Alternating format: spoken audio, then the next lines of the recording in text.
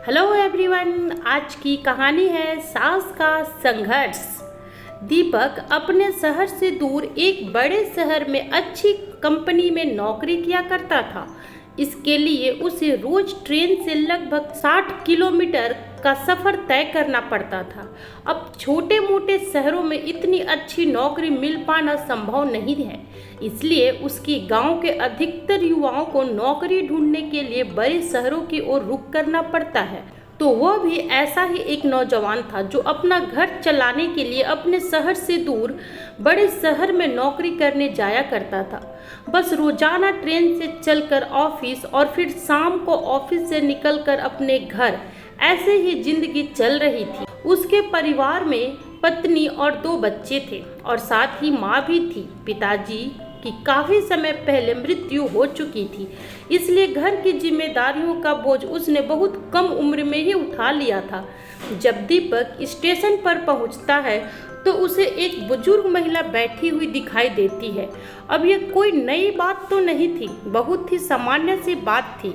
अगर आज के ज़माने में कहीं भी निकल जाए, फिर चाहे स्टेशन हो या मंदिर, यहाँ तक कि रोड पर भी, रेड लाइट सिग्नल पर भी इधर उधर जाने कितने लोग बैठे रहते हैं। दीपक रोजाना की तरह अपने ऑफिस जाता रहा। फिर एक दिन उसके एक साथी ने उसे बताया कि वह जो बुजुर्ग महिला स्टेशन पर बैठी है ना, वह बहुत पढ़ी लिखी इंसान है, अपने समय पर बहुत पढ़ी लिखी इंसान रही होगी। दीपक उसकी इन सब बातों को सुनकर उनसे पूछा, आखिर ऐसा क्या हो गया जो तुझे उस बूढ़ी अम्मा के बारे में इतनी अच्छी खबर मिल गई। तब उसने दीपक को बताया कि वह उस अम्मा को जब पैसे दे रहा था तो उसने दूर से ही उनके सामने पैसे फेंक दिए और पैसों के साथ में उसके ऑफिस से लौटते वक्त जो रोटियां उसके बैग में रह गई थी वह भी उसने उस अम्मा के आगे ऐसे ही फेंक दी। तब उस बुजुर्ग महिला ने उसे बहुत सुनाया और उसने जितनी भी बातें कही थी बिल्कुल सही थी, इसलिए वह ऐसा कह रहा था। यहाँ तक कि दीपक को उसकी दोस्त ने यह भी बताया कि जब वह बुजुर्ग महिला से बहस करने लगा था और उसने उन्हें अनपढ़ गवार कहकर पुकारा, तो वह बुजुर्ग महिला ने उसे अंग्रेजी में दुनिया भर की बातें सुना दी और ऊपर से उसका वह सिक्का और वह रोटी उसे ही दे दी थी और कहा था कि अगर ऐसे ही रोटी फेंकने हैं तो जाकर बाहर, स्टेशन के बाहर किसी कुत्ते को डाल दो, क्योंकि मैं तो इंसान हूँ और इंसानों को इस तरह फेंक कर खाना नहीं दिया जाता है। दीपक को भी अब उस बूढ़ी अम्मा से मिलने की थोड़ी जिज्ञासा बढ़ी, लेकिन इस भाग दौड़ भरी दुनिया में भला कहाँ ही समय होता है। घर से निकलते वक्त घर से ही लेट हो जाया करता और रात को लौटते वक्त अक्सर ही घर पहुंचने की जल्दी रहा करती थी। इसलिए दीपक उस बूढ़ी अम्मा से मिल ही नहीं पाया और ना ही उससे बैठकर कुछ पूछ पाया कि आखिर बात क्या है। लेकिन एक दिन जब दीपक अपने घर से ऑफिस के लिए निकला तो उसे रास्ते में ऑटो ही नहीं मिला, जिसके कारण जब तक वो स्टेशन पर पहुंचा उसके आंखों के सामने ही उसकी ट्रेन निकल गई। अब इतनी दूर किसी और तरीके से पहुंच पाना उसके लिए संभव नहीं था, इसलिए मजबूरी में उस दिन दीपक को छुट्टी करनी पड़ी।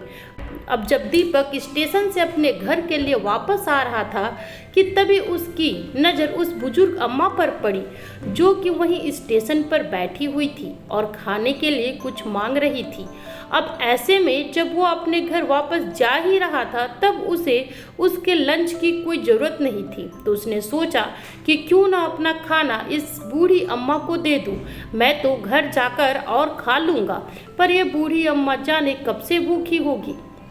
दीपक उस बूढ़ी अम्मा के पास गया और लंच बॉक्स से खाना निकालकर उन्हें देने लगा। उसने अपना हाथ आगे किया और दीपक ने उनके हाथ में रोटियां रख दी। सब्जी के लिए उनकी कटोरी मांगी। उसके पास एक टूटा फूटा सा बर्तन था जिसमें सब्जी पलट दी। अब उस महिला ने बदले में दीपक को थैंक्स बोला। यह सुनकर दीपक को थोड़ा सा अजीब लगा। उसने कहा, क्या आपको अंग्रेजी बोलना आता है? वह बोली, ऑफ कोर्स। एक भीख मांगने वाली बूढ़ी अम्मा के मुंह से यह बातें सुनकर उसे थोड़ा अजीब लगा। फिर दीपक ने कहा कि आप यह सब क्यों कर रही हैं? आप जब पढ़ी लिखी है तो आपको भीख मांगने की क्या ज़रूरत है भला? तब वह बूढ़ी अम्मा कुछ नहीं बोली और खाना खाने लगी। खाना खाने वक्त दीपक ने भी उन्हें दोबारा नहीं टोका, लेकिन जब बूढ़ी अम्मा ने खाना खा लिया तो दीपक ने उन्हें दोबारा पूछा, अगर आप पढ़ी लिखी हैं तो आप यहाँ बैठकर भी क्यों मांगती हैं, कोई काम क्यों नहीं करती। तब अम्मा ने दीपक से कहा कि मेरे पास अपने इस नॉलेज के अलावा और कुछ नहीं है, न मेरे कोई डॉक्यूमेंट है, न रहने के लिए कोई घर है, न पहनने के लिए कपड़े, न खाने के लिए खाना है। मैं ऐसे में अगर किसी स्कूल में पढ़ाने के लिए भी जाती हूँ तब भी वहाँ मुझे कोई चपरासी की नौकरी भी नहीं देगा, बल्कि भिखारी समझकर भगा ही देंगे। तब दीपक बूढ़ी अम्मा से पूछा कि आप अगर इतनी पढ़ी लिखी है तो आप हमेशा से तो ऐसी नहीं रही होंगी। आखिर क्या थी आपकी कहानी और कैसे आप यहाँ तक पहुँची? क्योंकि आज दीपक के पास समय ही समय था, ऑफिस जाना नहीं था और घर पहुंचने की भी कोई जल्दी नहीं थी। आज पूरा दिन था उसके पास कि वह आज उस बूढ़ी अम्मा के बारे में सब कुछ जानना चाहता था और आज दीपक के पास उसके बारे में जानने के लिए पर्याप्त समय भी था। दीपक ने अम्मा से थोड़ी सी रिक्वेस्ट की, प्लीज़ अम्मा मुझे अपने बारे में कुछ बताइए ना, मैं जानना चाहता हूँ कि आखिर इतनी पढ़ी लिखी व्यक्ति इस हालात में कैसे पहुँची। तब तक वह बुजुर्ग महिला बोली, बेटा मैं हर किसी को अपनी कहानी बताना न तो जरूरी समझती हूँ और न ही यह समझती हूँ कि अपना दुख दुनिया को बताना चाहिए, क्योंकि लोग हमारे दुख और परेशानियों को पूछकर अक्सर ही मजाक बनाते हैं। तब दीपक ने अम्मा से कहा, नहीं अम्मा, मैं उन लोगों में से नहीं हूँ जो पहले तो परेशानी पूछे और फिर आपकी परेशानियों का मजाक बनाए। मैं तो खुद हर हालात को समझकर चलता हूँ। छोटी सी उम्र में बहुत सारी जिम्मेदारियाँ देखी हैं मैंने आपसे, बल्कि मैं इसलिए जानना चाहता हूँ यह सब क्योंकि मुझे आपसे मिलने की कई दिनों से जिज्ञासा थी, जब से मुझे किसी ने आपके बारे में बताया था। लेकिन फिर भी यदि आपको मुझे कुछ नहीं बताना है तो आपकी इच्छा, अम्मा मैं आपको फोर्स नहीं करूँगा।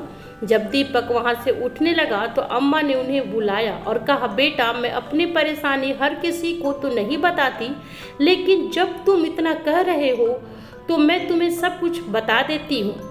मैं हमेशा से ऐसी नहीं थी, बल्कि मैं तो एक कॉलेज में प्रोफेसर के तौर पे कार्यरत थी।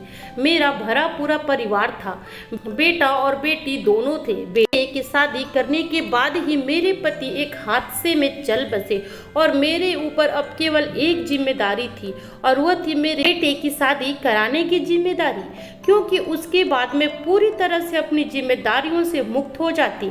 अब मेरे पति के गुजर जाने के बाद मैं अपने बेटे की शादी के लिए एक लड़की देखने लगी और हमारे रिश्तेदार उन्होंने कई लड़कियां बताई, तब जाकर मुझे एक लड़की ठीक लगी।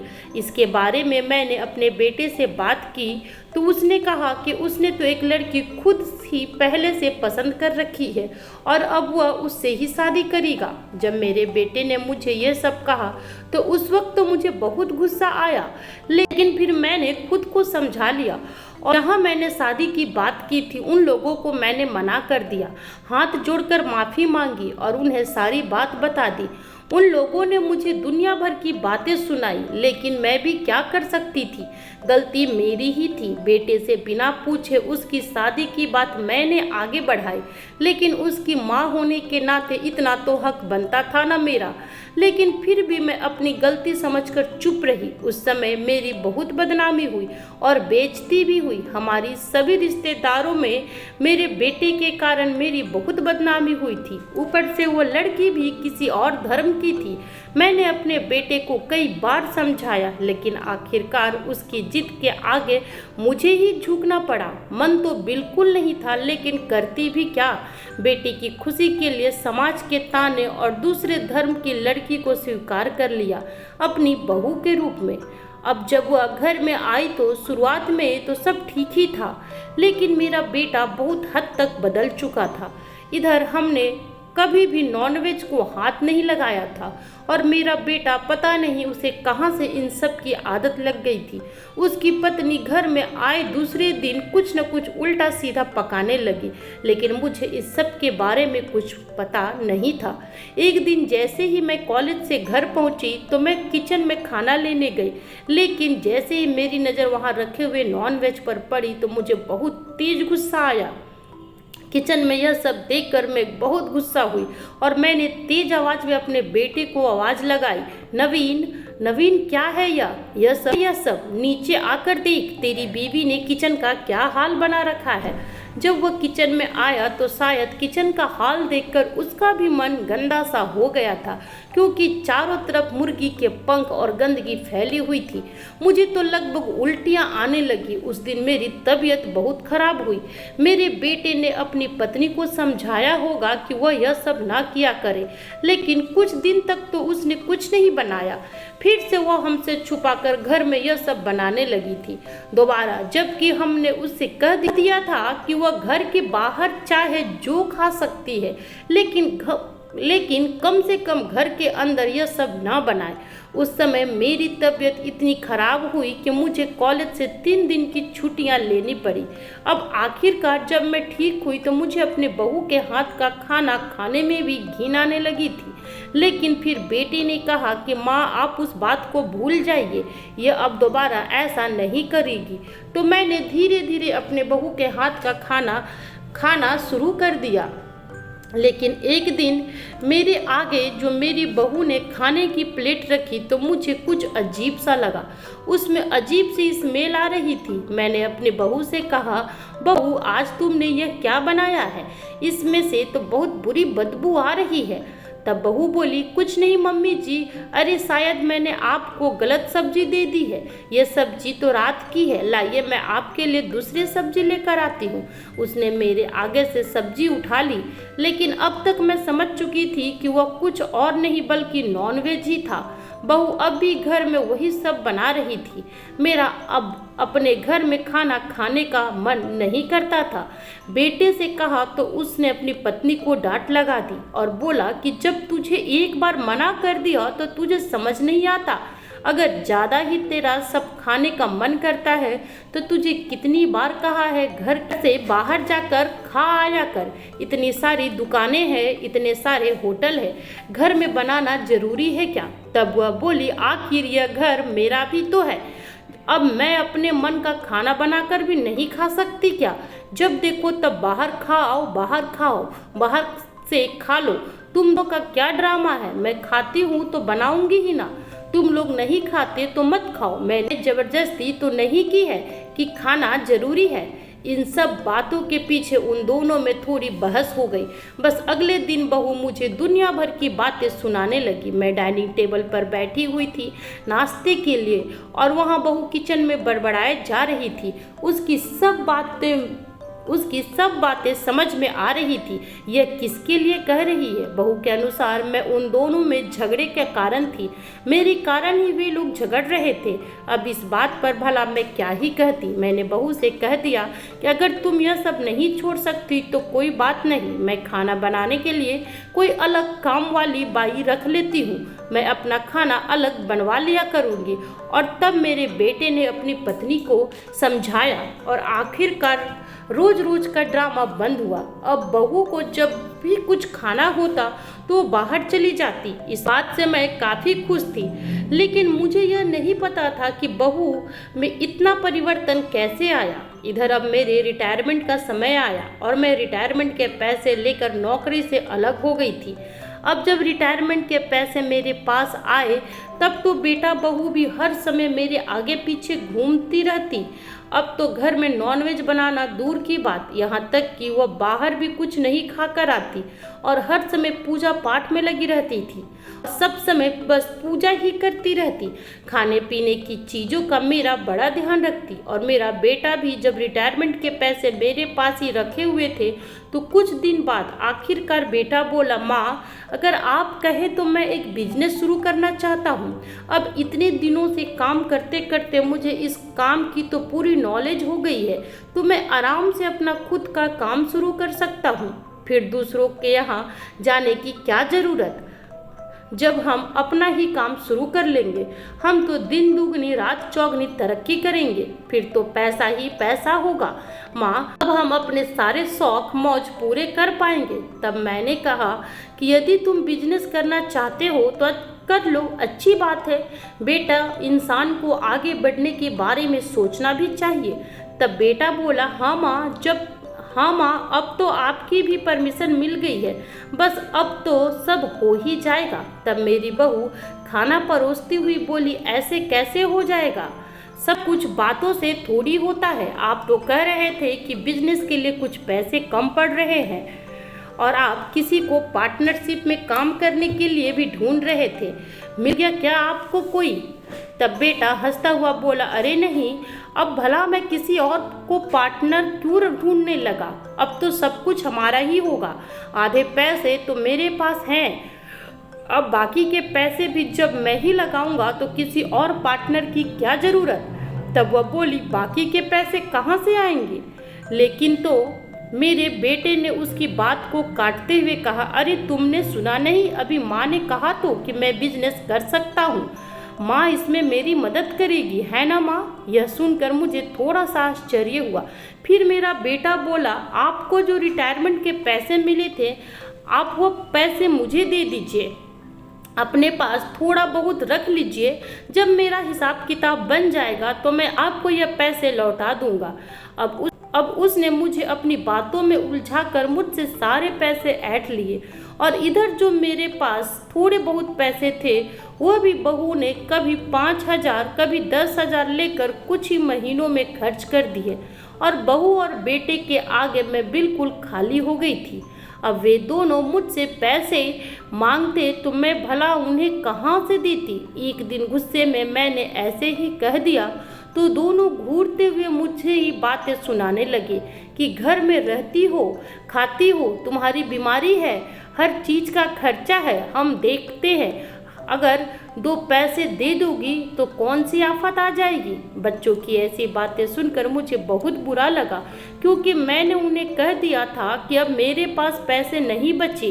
बेटा, सारे पैसे तो मैंने तुम दोनों को दे दिए, अब जब मेरे पास पैसे ख़त्म हो चुके हैं तब मेरा बेटा और बहू ने मुझे घर में किसी फालतू सामान की तरह रखा। बस बहू का बर्ताव फिर से पहले जैसा हो गया और वह फिर से मुझे परेशान करने के लिए वही सब करने लगी। जिस चीज़ से मुझे चिढ़ होती है वह वही सब करती, यहाँ तक कि मेरे सामने डाइनिंग टेबल पर बैठकर नॉनवेज खाती रहती, पूरे घर को अशुद्ध कर रख दिया।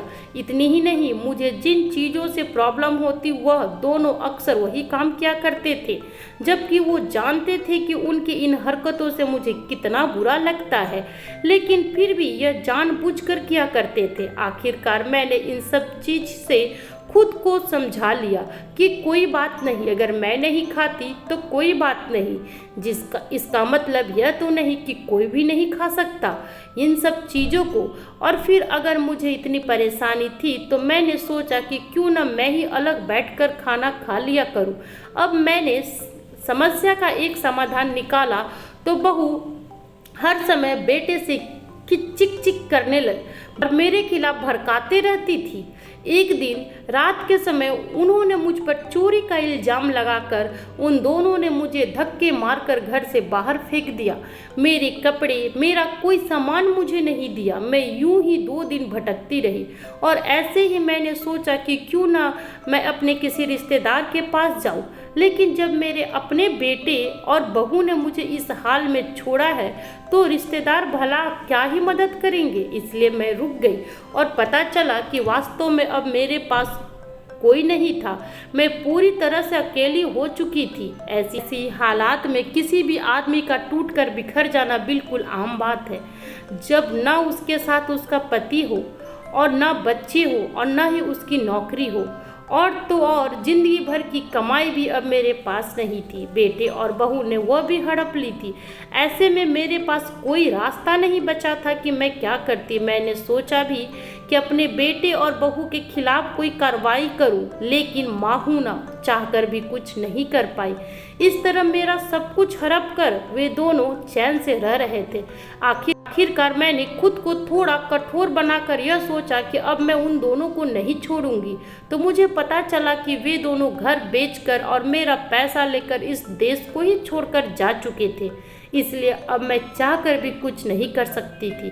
यूं ही भटकते भटकते मेरी हालत तो वैसे ही बुरी हो गई थी, ऊपर से गंदे और फटे कपड़े, और कई दिन से मैं नहाई भी नहीं थी। मुझे किसी ने बताया कि यहाँ एक स्कूल में एक टीचर की ज़रूरत है, तो मैं यहाँ चली आई। लेकिन जब मैं उस स्कूल तक पहुँची तो स्कूल के बाहर से ही गार्ड ने मुझे धक्के देकर लौटा दिया। उसने मुझे अंदर जाने ही नहीं दिया। अब ऐसे में मैं क्या करती? मेरी हालत देखकर कोई भी यह समझने को तैयार नहीं था, न यह कहने को तैयार था कि मैं मानसिक रूप से ठीक हूँ और पढ़ी लिखी एक समझदार महिला हूँ। लोगों ने मुझे पागल समझा, किसी ने मुझे भिखारी समझा, किसी ने पैसे दिए तो किसी ने खाना। बस तब से ऐसे ही जीवन बीत रहा है। अब जब दीपक ने उस अम्मा की कहानी सुनी तो उसे बड़ा दुख हुआ और उसने सोचा कि क्यों न मैं इनकी कोई मदद करूं। अब वो इतना रईस खानदान से तो नहीं था, ऊपर से उसके ऊपर पहले से ही इतनी जिम्मेदारियां तो थी। वो उनके लिए कुछ और तो कर नहीं सकता था, लेकिन अब उसने सोच लिया था कि आज उसकी छुट्टी है तो आज मैं उनके लिए कुछ तो अच्छा करूँगा ही। अब तक दोपहर बीत चुकी थी, लगभग 2-2:30 बजे का समय था। दीपक बिना देरी किए अपने घर फ़ोन पर सारी बात समझाई और उनसे कहा कि मैं अम्मा के लिए कुछ करना चाहता हूँ। उसकी बीबी और माँ ने भी मना नहीं किया। वह घर गया, कुछ पैसे लेकर बाजार से बूढ़ी अम्मा के लिए कपड़े खरीदे। ज़्यादा ब्रांडेड नहीं, लेकिन हाँ ऐसे ज़रूर जिसमें वह जैसे है कम से कम वैसी दिख सके। अब वह कपड़े लेकर बूढ़ी अम्मा के पास पहुँचा और उनसे कहा कि अम्मा, आप अभी इन कपड़ों को अपने पास रखिए। मैं आपको जिस दिन कह दूं उसके अगले दिन आप मेरे साथ चलिए, मैं आपको कहीं लेकर जाऊंगा। ठीक है अम्मा? अम्मा ने भी हाँ में गर्दन हिलाई। और अब दीपक भी समय देखने लगा, क्योंकि वो अपने ऑफिस से कभी भी छुट्टी नहीं करता था। कभी मजबूरी हो जाए तो अलग बात थी, लेकिन जब अपनी पत्नी और माँ को इस बारे में बताया तो उन्होंने बिल्कुल भी मना नहीं किया। और दीपक आसपास के स्कूलों में जाकर उसी दिन पता कर लिया था और उसके अगले दिन भी संडे पड़ा। संडे के दिन भी आसपास के सभी स्कूलों में पता किया। अब उसके पास के ही एक प्राइवेट स्कूल में टीचर के लिए एक वैकेंसी थी। अब डायरेक्ट तो वह वहाँ पर दीपक बात नहीं कर सकता था, लेकिन उसका वह फ्रेंड जिसने उस अम्मा के सामने रोटी फेंकी थी, उस फ्रेंड की अच्छी जान पहचान थी।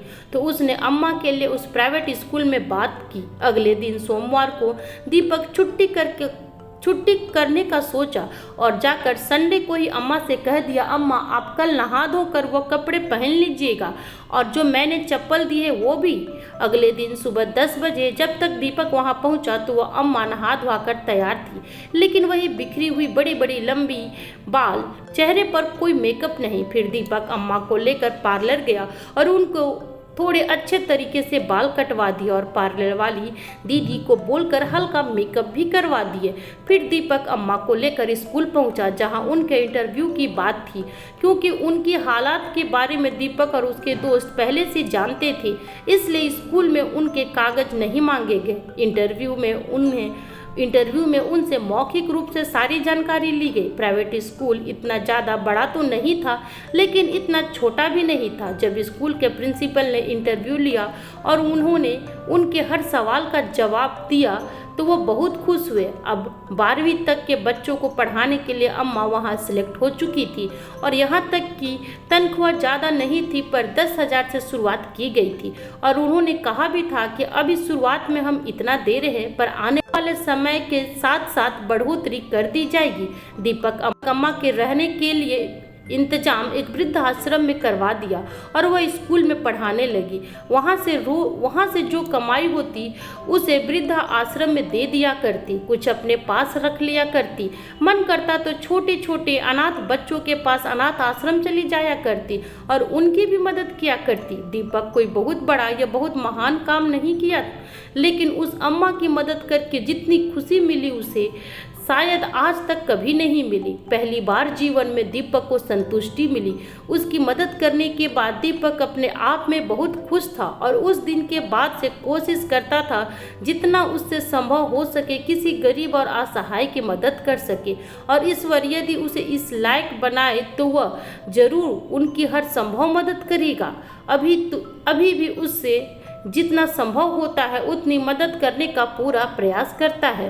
तो यह थी उस दिन की कहानी जिसके बाद दूसरे लोगों को देखने का दीपक का नजरिया ही बदल गया। जरूरी नहीं कि अगर कोई सड़क पर बैठा हुआ भीख मांग रहा तो वह नकारा और निकम्मा है। कई बार हालात के सताए हुए बुजुर्ग, अपने बहू बेटों के जुल्मों का शिकार हुए माता पिता भी ऐसे लाचार फिरते हैं। तो दोस्तों, कैसी लगी आपको आज की मेरी ये कहानी? कमेंट करके ज़रूर बताइएगा। साथ ही लाइक एंड सब्सक्राइब करना बिल्कुल ना भूलें। फिर मिलती हूँ आपसे एक नए वीडियो में नई कहानी के साथ। तब तक अपना ख्याल रखें और स्वस्थ रहें। Bye bye.